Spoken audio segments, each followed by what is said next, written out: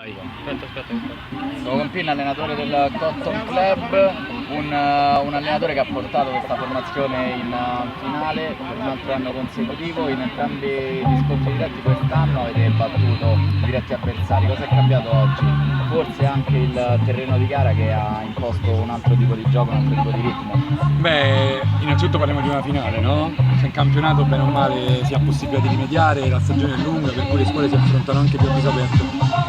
Il campo hai ragione, il campo purtroppo credo che le dimensioni, il fatto che fosse comunque di erba e non di sintetico come siamo abituati, ha fatto sì che tutti i giocatori impiegassero un po' per prendere le misure. La giornata calda, siamo abituati a giocare 11 di sera, no? Quindi giocare così allora attenzione, tutti i giocatori per cui, o le squadre che hanno preso parte alla finale o i giocatori che devono essere premiati, diciamo, l'aspetto proprio tattico, si devono recare al centrocampo. Grazie. Che credo sia di altissimo livello per quello che riguarda il calcio 8 a Roma. Sì, c'era un po' di tensione, quindi siete partiti un po' come hai detto tu, contratti, però si dice che comunque il lavoro di un allenatore è portare la squadra ai rigori, da lì in poi non porta più nulla, quindi il compito, diciamo, è stato svolto in pieno. Allora io per un altro anno continuo a dire io mi diverto a decidere chi entra in campo e chi esce, non sono assolutamente un allenatore. L'allenatore è una persona molto più preparata di me, l'allenatore è una persona che vede i ragazzi 3-4 volte a settimana, noi ci vediamo al campo e ci divertiamo così.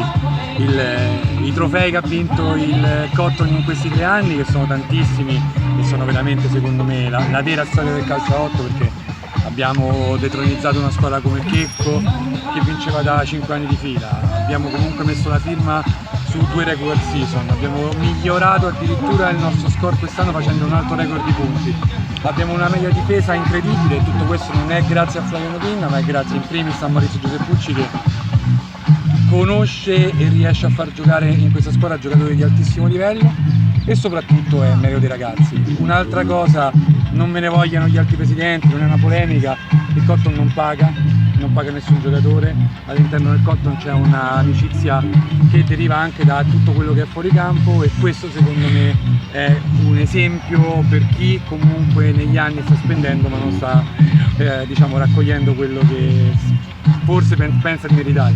Ce lo meritiamo noi coi numeri, ce lo meritiamo noi col carattere, anche a volte giocando un calcio che è diverso dal calcio 8 ma è un calcio duro, diciamo. Un'ultima domanda, poi ti lascio andare alla premiazione. Ti volevo chiedere quanto conta per la società aver vinto quest'altro titolo consecutivo e poi ti volevo chiedere secondo te quali sono i migliori giocatori, visto che ci sarà un premio da dover assegnare. Io ho votato per l'allenatore e spero che vinca quello che ho votato io, quindi, perché secondo me se lo merita. E per quanto riguarda i giocatori, sapete che i giocatori forti ce ne stanno tanti. Non parlo dei miei perché ovviamente per me sono chi è il primo è uno dei miei, il secondo uno dei miei. Quindi scherzando, credo che all'interno della stagione Fagioli abbia fatto un campionato veramente incredibile. La squadra purtroppo non è andata bene come l'anno scorso, però lui ha fatto un campionato incredibile. A seguire sicuramente posso menzionare Monteforte, che è un giocatore che sposta comunque una partita, però nell'arco della stagione secondo me il giocatore che ha giocato più di tutti e meglio di tutti è stato Fagioli. Ok, grazie mille.